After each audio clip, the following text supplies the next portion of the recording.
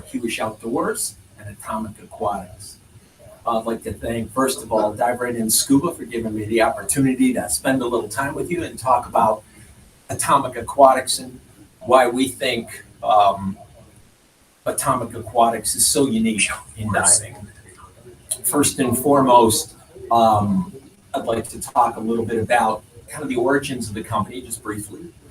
And then we're going to cover regulators and segue into our buoyancy compensator products, which we're also extremely proud of. 25 years ago was the start of Atomic Aquatics. Going way back, two engineers, Dean Garafa and Doug Toth, who were working for another company in the diving business, and developed really the majority of the proprietary and unique products that diving company had during that stretch of time. By the way, sidebar, I worked at that same company while they were there too, but on the sales side, and decided that they really wanted to venture out on their own and start their own diving company with the criteria that they were going to develop something that had never really been available before in the diving industry. And that was the developing of product without limitation. They wanted to step into using metals to build regulators that would deliver superior durability and performance. And we really believe 25 years later, looking back, that we've done just that. And we continue to evolve and develop more and more proprietary innovations in the diving business. And we have some stuff coming up that you're going to be really excited about in the future. But for right now, I think what I'd like to do is begin with our regulators because it's the heart and soul of our company. Specifically, what makes Atomic Aquatic regulators proprietary and unique and different from any other regulators that are on the market today. The first things that I want to talk about with our regulators are features that you won't find on any other product. And really when we look at that, we'll begin with the second stage design. The first thing is we're looking at this second stage that really stands out and looks different from anything else you've seen out there. While you may have seen swivels on regulators before, you've never seen a swivel like this one. This one operates giving the diver full freedom of movement in any attitude without putting exterior pressure on the linkage of the hose. This completely eliminates jaw fatigue, and the fact of the matter is, regardless of what position you are in with an Atomic Aquatics regulator, the flow and performance of the second stage is going to be uninhibited. And this is because of our patented comfort swivel. The comfort swivel is available throughout our line of regulators. And as I said, nobody's got anything that works as smoothly as this design when it comes to integrating the low pressure inflator hose with the second stage. Now you see on a lot of regulators them using certain types of braided hoses in the design to gain flexibility. With this particular design, a braided hose is not necessary. The rubber hose produces superior flow, and in conjunction with the comfort swivel position, you're getting maximum performance regardless of the position you're in. It's an Atomic Aquatics exclusive. One of the other things about Atomic regulators that's unique, we as divers know that typically you're taking your regulator in for service annually. And while that has, it's time tested and true, it's kind of an industry standard, an annual service. Atomic steps out well above and beyond because our service intervals on our regulators vary from our titanium regulators, which are have a service interval of 3 years, 300 dives, to all the other regulators in our family, which are 2 years, 300 dives. And people would say, well, how can you possibly do that? Won't the regulator come out of tune? And the fact of the matter is, we don't have to be concerned with the regulator coming out of tune under those circumstances because the materials that we make the regulator of, they're impervious to corrosion and oxidation, I'll get into that in more detail when I start talking about materials, but also because of a patented design. We've got inside of our regulators a feature called the seat-saving orifice. You see, most regulators, when they're at rest, when they're not at pressure, the orifice in the second stage rests directly against the low pressure seat. Now, over a period of time, even if you're not diving with the regulator, just because of the spring pressure in the second stage, it's going to indent that seat. And the regulator, over time, comes out of adjustment and performance is affected, but not with the Atomic Aquatics regulator. Because of the seat-saving orifice, when there's no gas pressure on the regulator, the orifice actually is removed from the seat. And that is a patented design that we have. So as the regulator's sitting, you're not having the regulator gradually come out of adjustment. Above and beyond the comfort swivel and the seat-saving orifice is a third proprietary feature on our regulators, and it's called AFC.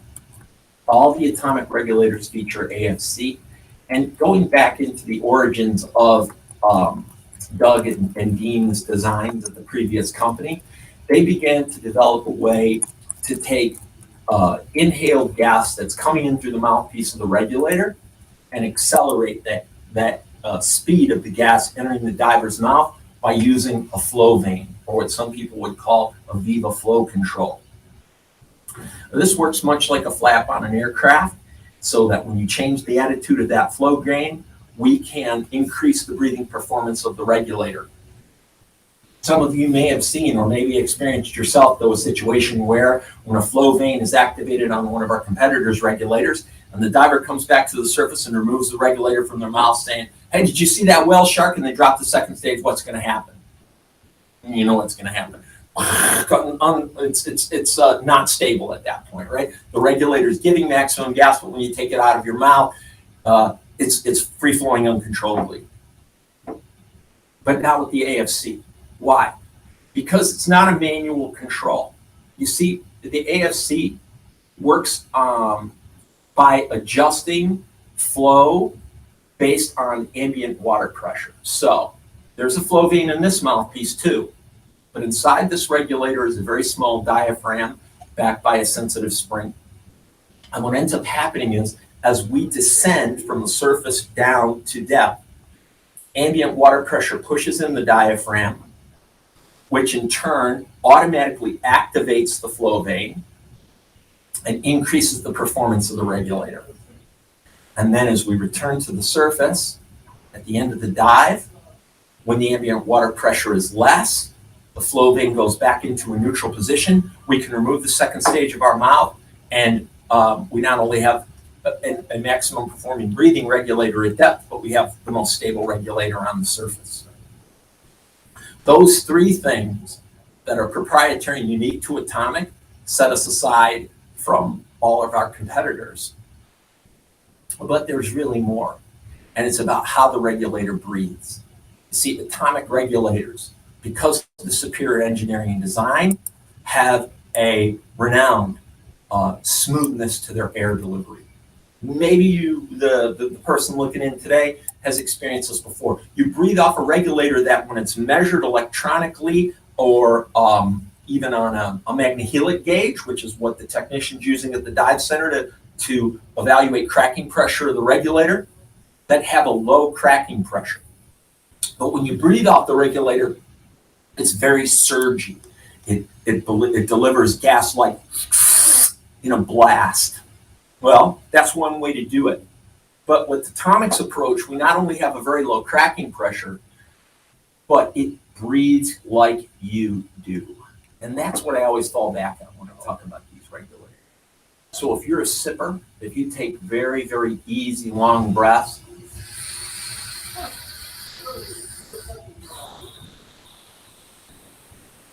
the regulator is going to deliver gas just like you need it. There's no surginess to the air delivery. And one of the things that one of my dealers down in Kansas does is, actually he starts his diving lessons with another type of equipment, and somewhere midway through the class, they switch to our Atomic regulator. So the person's had an opportunity to dive with a competitor's regulator, which is perfectly safe and a fine regulator, but then they're stepping up to another level. They have an opportunity to enjoy the performance of the comfort swivel on our regulator, our AFC flow control, and superior air delivery that you get with Atomic. And needless to say, he does very, very well in the sales of Atomic regulators. So those things are very, very unique about our regulators. Another thing when you look at Atomic is just the branding of the regulator, right? What I mean by that is all of our regulator designations are alphanumeric. So what does that mean? Unlike some of the competitors, where they might call a regulator, a superior 5000 or whatever they might call it, our regulators start out with an alpha designation for the material that the regulator is made out of, because materials are also something that stands out at Atomic Aquatics. We use materials that no one else in the industry is using, actually. There might be other regulators that are made of titanium. No one's manufacturing the regulator exactly as we do, made from a solid bar of titanium and precision milled down into the first stage and second stage components that you see here. So when you see T on one of our regulators, that means that it's a titanium regulator. The second is the number of the regulator. That's the series of the regulator. So we started 25 years ago with a regulator called a T1. That was the first generation of the titanium regulator, which then we enhanced with the T2 design and culminated in our current T3 version. The Atomic T3 regulator is really the pinnacle of regulator design and performance in the diving industry today. It's lightweight, lighter than any other first stage that's on the market. And as I said, it's completely impervious to salt water. We actually have at our facility for 25 years now, sitting in salt water, a titanium and stainless, ST1 stainless regulator in that tank, and there's absolutely no oxidation on it more than 2 decades later, sitting in salt water. So from a standpoint of durability, breathability, and performance, you can't beat it. We took the titanium regulator to another level in 2021, and Dive Right In Scuba actually has a few, very few, of these beautiful limited edition regulators in stock and available for you today. The titanium T25 regulator not only looks different, but absolutely performs different from a standpoint of durability. Some people might say, titanium, like you just said, this regulator sat at the bottom of a tank, the T1, our original titanium regulator, for more than 2 decades and it didn't corrode. How much better could it be? Well, Dean Garaffa and Doug Toth at Atomic Aquatics wanted to take even the titanium regulator to another level to celebrate our 25th anniversary. And to do that, we came up with a regulator that was going to be absolutely unique and proprietary and only available for a limited amount of time. What did we do? We took a T3 regulator and we put it through a unique plating process. This process is involved with what we call DLC, which is a diamond-like coating. How does that work? We went to a plater that works with the aerospace industry, NASA, and also high-performance automobiles like Ferrari and BMW and racing teams that use performance plating on titanium surfaces. And we applied that technology to our T3 regulator, creating the exclusive T25. What is this diamond-like coating do for the T25 other than make it absolutely beautiful?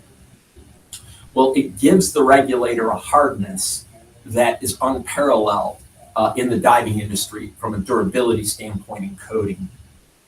You see, a brass regulator, if we were going to measure hardness of a metal and we said that a brass was a 4 out of 10, a titanium might be a 6. But when we combine that with a titanium regulator with diamond-like coating, well, it's the hardest material a regulator can be made of. It would certainly be over an 8 in hardness. But then there's the aesthetic. The regulator is absolutely beautiful. I mean, just look at the yoke screw on top of the regulator. Look at this piece. I mean, every one of these regulators is unique within itself. You see, because there's no two alike. This coating process is very scientific. When they do it, they must only leave it in there for a limited amount of time. And if they leave it in for a little bit longer, the hue and color of the magentas, the greens that are in this gorgeous regulator change and develop. So they're able to get finishes, which are, by the way, Dean Garafa, our president and founder of Atomic, went through and actually matches yoke assemblies to regulator bodies to retaining rings to make sure that they match beautifully and that you've really got a one-of-a-kind regulator. It's a true one-of-a-kind regulator. And I mentioned that it was limited production.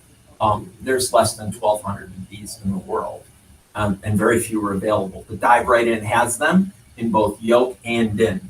The price of this regulator is $27.99, and it's worth every penny. The regular T3 regulator is $1969.95. As I said, both of these regulators have a 3-year, 300 dive service on them. Don, do you have a question? Yes.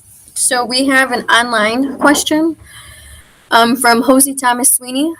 Not Jose Thomas Sweeney. I'm just kidding, Jose. Thanks for joining. So if my atomic reg has been in the Philippines in its case for 2 years, it should be perfectly safe to use, ? I believe it has 2 dives on it since my last servicing, ... Absolutely. Yeah, you should have no issue at all with using that regulator before your next trip. That's it? Please don't go, Jose. Stay on. Maybe I'll come up with some new stuff that you didn't know about our regulators. So the next regulator in our family I mentioned, down from our titanium regulators, is our stainless steel regulator. I started to talk about that, the ST1. This is the first generation of a stainless steel regulator. It's 16 stainless, precision machine from a solid block of stainless steel. It's also one of the most environmentally conscious regulators. A lot of people, today as divers, we're concerned about the environment. There's no impurities or plating involved in the manufacture of that regulator, right? I mean, we're shearing it out of a chunk of stainless steel. And I'll tell you, I've been diving with one of those regulators for the last 9 years. There's about 700 dives on that regulator, just shy of 700 dives on that regulator, and it continues to perform flawlessly. My local dive site is the Upper St. Clair River. I'm from Michigan, and I use that regulator in the river. Other than the yoke screw showing a little bit of wear and tear, the rest of the regulator looks just like the day I took it out of the box. I'm a huge fan, and that regulator is $1199.95. And people always say to me, Mike, do you think it's worth the extra money to go with titanium versus the stainless steel regulator? And my question to that person that I would ask back is, what's your goals? What kind of diving are you going to be doing? Are you going to be traveling? Is weight important to you? Because the titanium regulator is incrementally lighter. And then people would say to me, well, okay, Mike, but if I go with the titanium regulator, that's got to be the best breather, right? And I want to take a pause right here because most of you who would be looking in would say, well, of course, right? The top regulator is going to be the best breathing regulator in the line. That's how it works with all the other companies that make scuba equipment. Actually, that's the other thing I think that's tremendous about Atomic Aquatics. I don't want to get ahead of myself on the presentation, but I am going to say this. The regulator that is $27.99, it breathes exactly like the one that is $659. So I'm going to say that again. So my $660 regulator breathes just like the one that's about $2,800. So a lot of people look at that and go, well, what do you mean? And you know why? Because the three components I mentioned in my regulators, they're in all these regulators. The service kits that are in these regulators, they're all the same. There's first stage service kit for all my regulators, and there's a second stage service kit for all my regulators. So from a standpoint of them being, yes, I have the most expensive regulator in the world in my line, and I'm really, really proud of it. But I also have a regulator that actually competes very closely in price with my competitors' regulators, and you know what? It breathes just like the most expensive regulator in the world. Question? We have Josh Pesky. Does titanium regulators work with high O2 gases? No. It's Josh? Is that? Yeah, Josh. That's a great question. And actually, my line of regulators comes out of the box and is compatible up to 40%. Your question specifically was using titanium regulators with high percentages of oxygen. And the fact of the matter is that while my regulator in titanium is an outstanding performing regulator, titanium is not compatible with high percentages of oxygen. We do have regulators in our line, specifically my Monel regulator. Remember what I was talking about? Alphanumeric, so Monel is M. Version of the regulator is first generation, M1. M1, the Monel regulator, out of the box is compatible up to 80% at 3,000 PSI and 50% at 3,500 PSI. So, and I know people are out there oxygen cleaning Monel regulators and using them on their tanks at 100% for their hang bottles. But our company's engineering states 80% out of the box for the Monel regulator. I think if you're going to use high percentages of oxygen in excess of 40%, not to use it with the titanium regulator. So Josh, thank you for asking that question. A great question.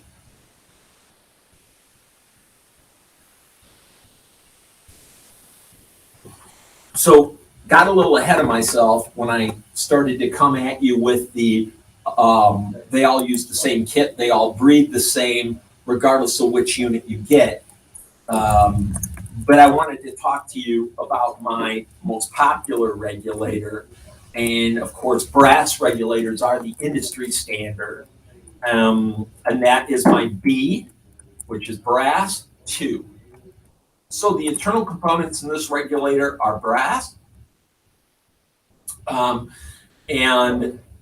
This regulator, from a standpoint of performance, durability, and price, these are going to range between $759 for an unsealed first stage to $799.95 for a sealed first stage. All of our regulators are piston regulators. We do offer them either sealed or unsealed.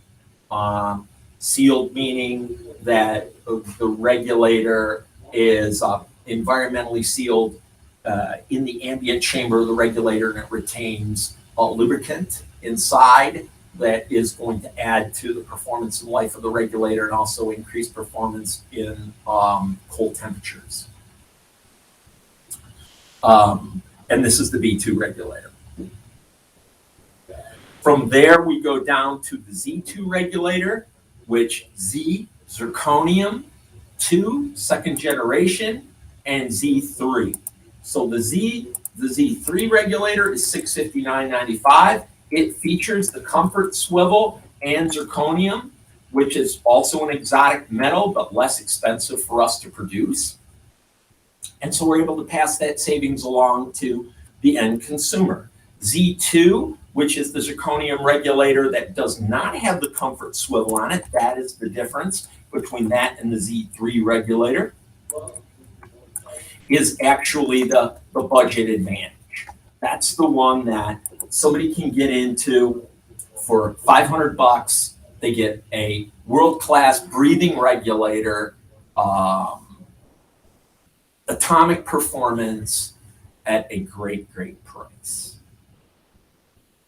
The Monel regulator that we were talking about earlier, the one that is compatible with higher percentages of oxygen, that regulator is also the regulator that we target for cold water performance. So what is the difference with the M regulator? The M regulator actually does not feature a comfort swivel at this linkage like my other regulators. Why? On that regulator, we put what's called a heat sink in this position. So what does the heat sink do? That's going to take ambient water temperature, and it's going to use the ambient water temperature to actually enhance the performance of the regulator. Because when we take a breath out of a first stage, what happens? You guys, most of my audience is probably a scuba audience. You ever open up a tank valve rapidly? What happens? It gets very cold, right? Well, same thing happens when you take a breath out of a regulator. When you take a breath out of a regulator, that gas comes down the line and expands very rapidly. Causes a temperature differentiation, and the hose gets really cold. We can enhance performance by placing a heat sink between the low pressure hose and the second stage. That'll use ambient water temperature to raise the heat of the gas coming into the second stage and increase reliability and performance. That's something that the Monel regulator also has, in addition to being compatible with higher percentages of oxygen in our regulators. Also, let's talk about alternate air sources, because we actually make alternate air sources that are compatible throughout our line. For example, we actually have a titanium octo that goes with the titanium first and second stage. It's the T3 octo. I mentioned the T3 is 1969.95. The octo for the T3 is 639.95. We also have a second titanium octo, and that is called a T2I. That one is, let's see, I want to say 339, but does not have a comfort swivel on it, but you get titanium performance. Additionally, and we also have, conventional octos that are $340 with our Z2. We also perfected the integrated power inflator regulator. Originally, our engineers developed for the other company and enhanced a combination power inflator regulator, and we've taken it to another level with our SS1. It comes in two versions. One is in stainless and one is in titanium. Why is this different from anybody else's version of a combined power inflator regulator? So this is going to be positioned right here where your standard power inflator is on your BCD.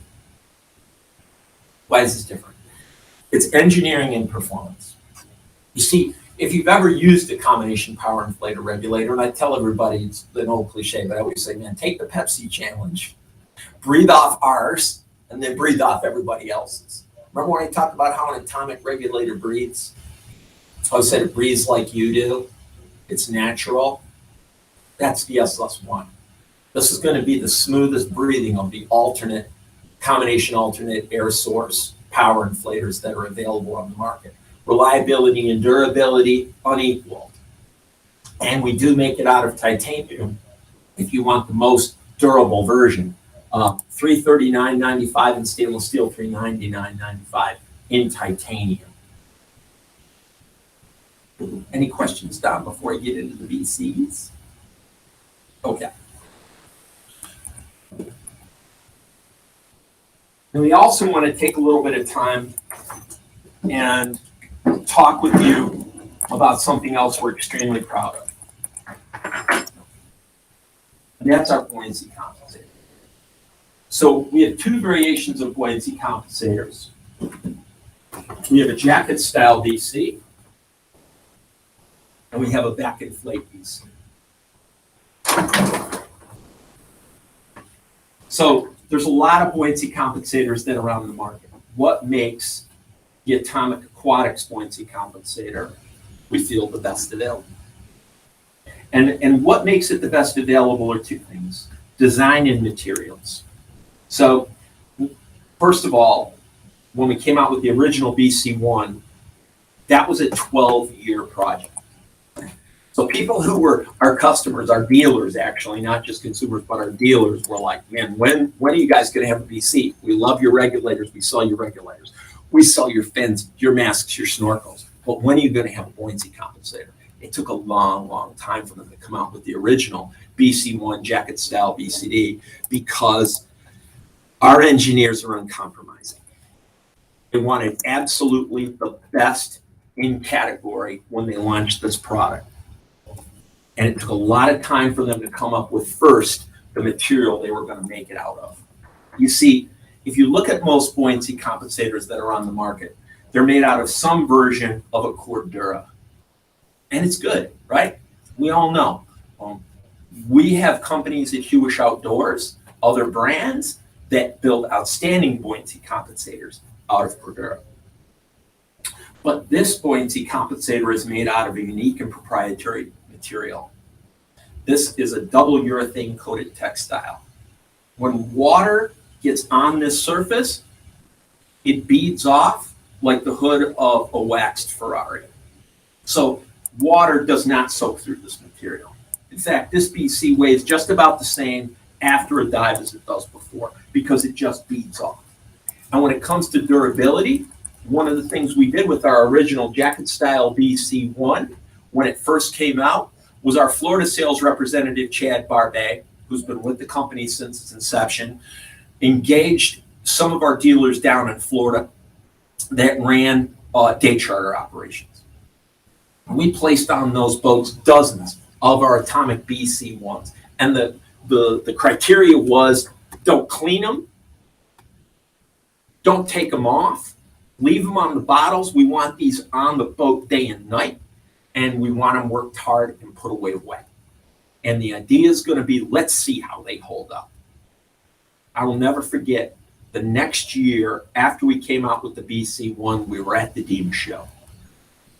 And we had brand new BC1s in our booth. If you're ever blessed to come to a DEMA show in the future, should Atomic Aquatics be at a DEMA show in the future, you're going to see what we're talking about, because we had side by side with the new products, these BCs that had over 1,000 dives on them, 1,000 dives.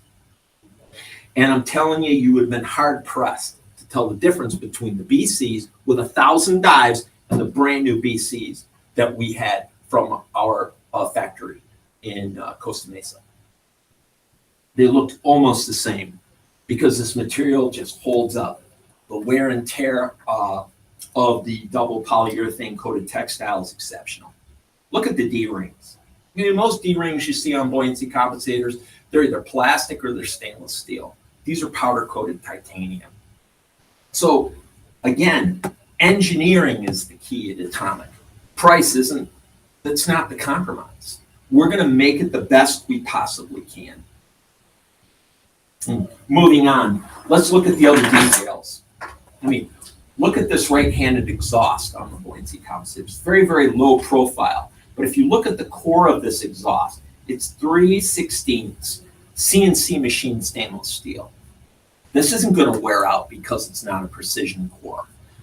Everything's going to work smoothly from the moment it's new going into the future.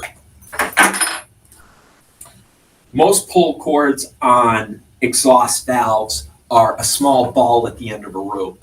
I mean, it works, but look at this. It's an extremely linear design.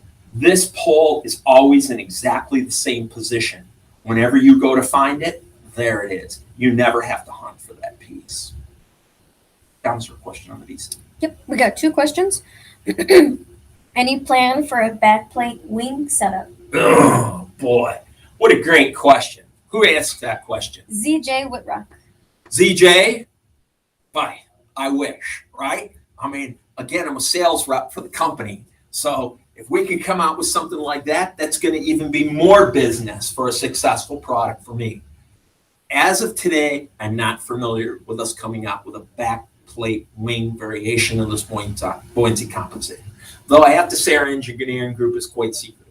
They really don't share with us until they're really ready to go that something like that's in the works. But right now, I don't know about it. I'll tell you what else I'd like to see. I'd like to see some of the technology I'm about to discuss with you. I'm not quite done with the BC. Like to have something in that would be more categorized as, because I have to call this BC and all around. I mean, I have plenty of travel clients who dive in these BCs when they travel around the world. I have people who just took a couple to Fiji, love them. But what I'd like to see is maybe something that's a bit of a hybrid between backplate and wing, and maybe something that would be maybe categorized a little more as a travel BC, because this is truly an all-arounder. I do a lot of diving, well, not as much as I'd like to anymore, but I typically do a lot of diving in the Pacific. And it's very much like the diving we have in the Great Lakes that Dom and I do here, because it's cold, and a lot of times we're wearing either a dry suit or a 7mm wetsuit, which means we're wearing a lot of weight. Oh my gosh. The amount of lift that these BCs have are adequate for any kind of a diving performance situation, right?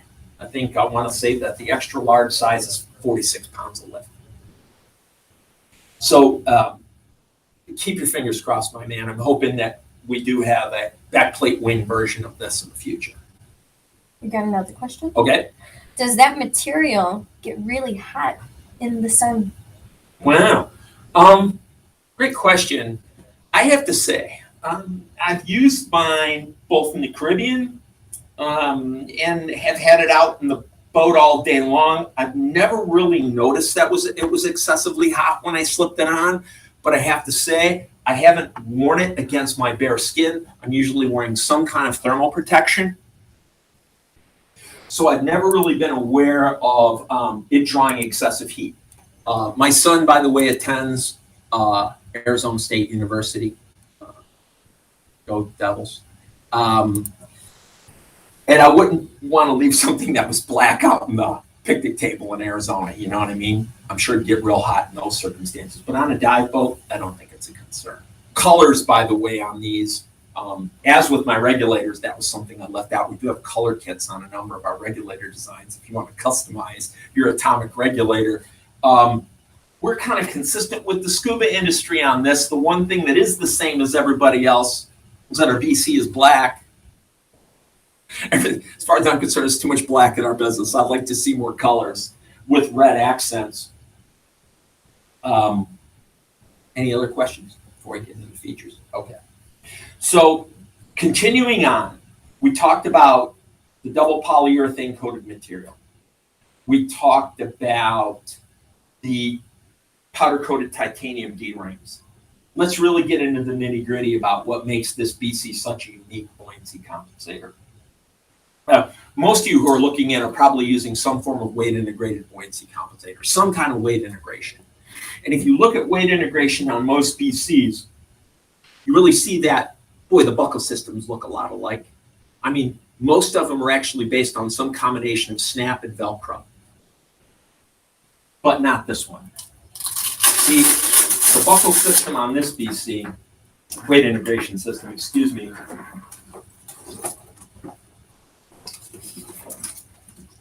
it's an easy lock weight system. And I want to show you just how easy it operates. So check this out. You've never seen anything like this before if you haven't seen the Atomic BC. So if I want to take my weights out, instead of tugging and pulling, and it really does work this easy, this is a spring-loaded, very, very ergonomic design. This is form-fitted, which matches the inside structure of the buoyancy compensator. So you saw how easy it came out. That's how easy it goes back in. Out, in. Nobody's got anything like our easy lock weight system. Nobody. Once you snap the thing into place, you grab this small cap to make sure it's secure. What's the weight capacity?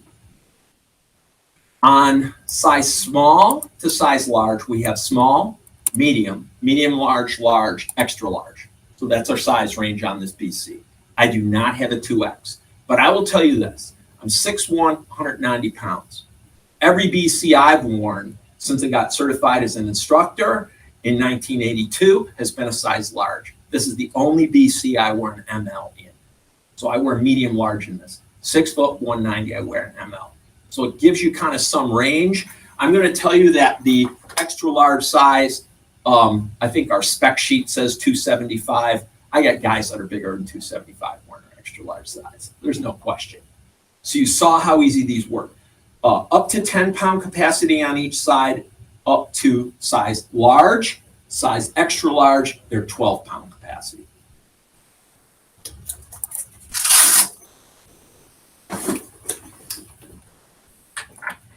Details. Look at the cross stitch. If you could see clearly also all the double stitching, working with this material to assemble this BC is not easy because the material is so durable. So sewing it together is very arduous. This is very, very manufacturing intensive when they put this BCD together. Now the next thing I think that's really going to flip you out after we look at the weight system is the tank adjustment. So we're all familiar with kind of the industry standard of a tank adjustment. It's some variation of a material band, and Velcro, and it works, right? All the manufacturers are using some kind of a variation. Maybe you've actually gone to the point on your own buoyancy compensator where you've taken it apart and had to rethread it.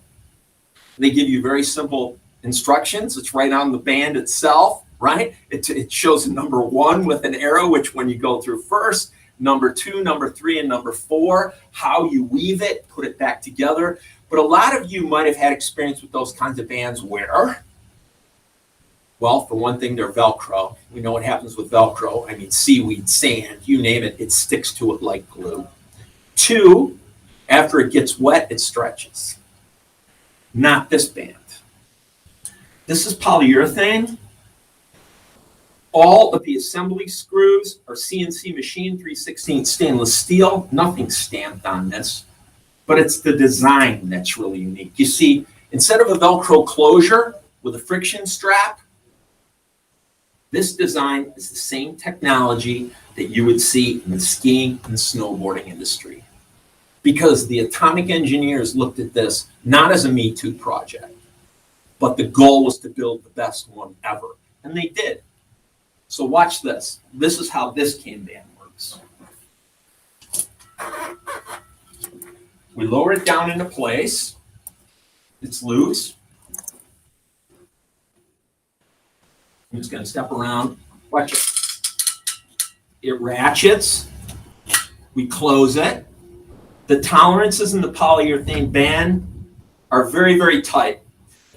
My personal BC, my BC2 has a little over 200 dives on it. And I've never, ever come out of the water and had this strap open like this. When I push it into place, it stays closed. And I mean, this is not going to budge. That's it. It's on there. We go to take it off. Pull the strap out, and it's just that easy.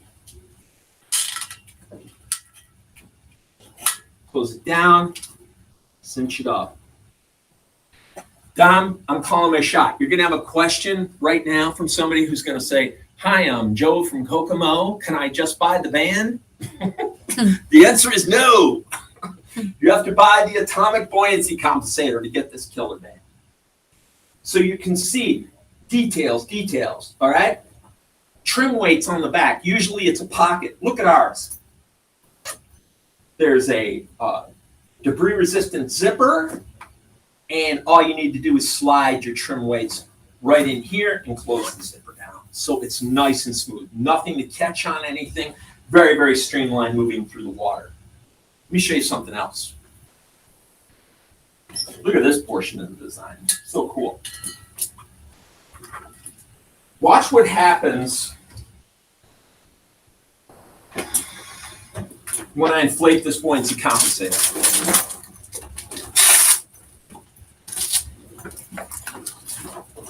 And some of you have experienced this, usually when you're looking at your buddy's BC. What happens when you inflate it at the surface? Well, most BCs get very, very large, very broad. When you inflate them, they blow out. Watch this retainer here at the base.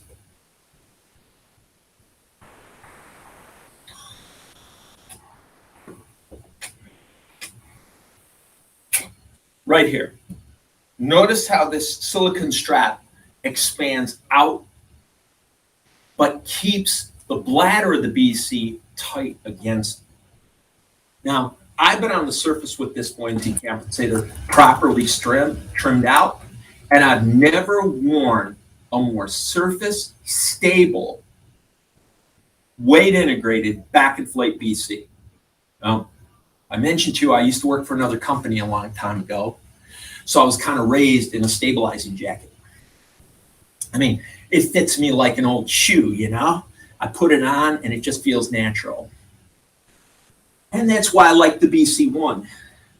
But when I segued into wearing this, I really found it was the most stable on the surface back inflate BC I've ever worn.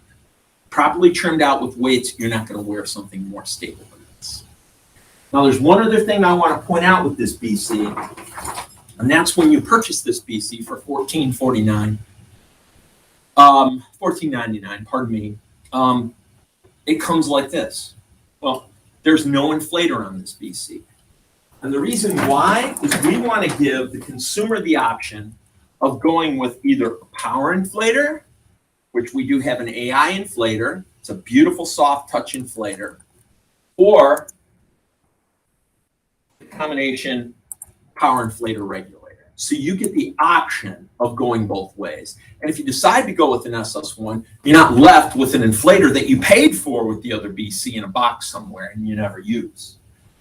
This is going to be a customizable unit for you. And something else I want to show you too. As a user, when it comes time to clean your buoyancy compensator after the dive, I know I told you that they did 1,000 dives on them and left them on the boat and they looked the same and all that, but you want to take care of your equipment. You've just bought the best. You want to care for it. Look how easy that is. You just simply unscrew the corrugated hose, and the inflator comes right off. And then you could take a conventional garden hose, fill the BCD full of fresh water, and drain it very, very easily. Water pours right out of this after you've given it a proper rinse. And that's how easy it is to clean the inside of the BC as well as give the outside a rinse. Are there any other questions? Okay. If there's no more questions from the audience, I know I didn't spend a lot of time on the BC1,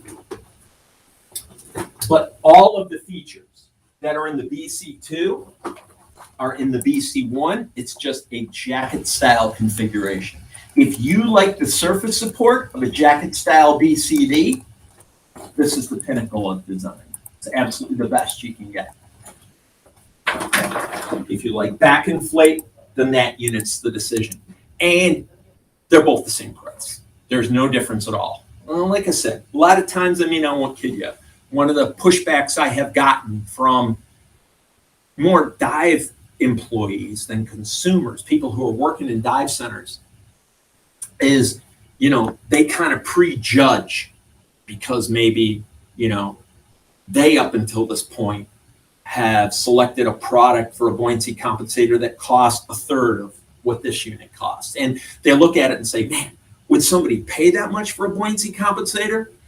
And I can assure you that people do, and they do it all the time. Think about this. How long have you owned your current BC? right? If you're an experienced dive traveler or local diver even for that matter, how long have you had your BC? How long have you had your regulator? You're worth it. Get the best. Go out and get the best because the time you spend underwater is priceless. And I know it is for me. And with Atomic, that's what you're getting. Anyway, thank you very much for attending. Again, my name is Mike Comsa, Midwestern Sales Representative for Atomic Aquatics. Dive Right and Scuba are not only my customers, but they're my very good friends. If you have any further questions about Atomic Aquatics, contact Dive Right In. Their staff is extremely well informed. I'm also available. I'm listed as a sales representative on the Atomic website. You can reach out to me personally, and I'd love to meet you. I hope I see you out diving this summer.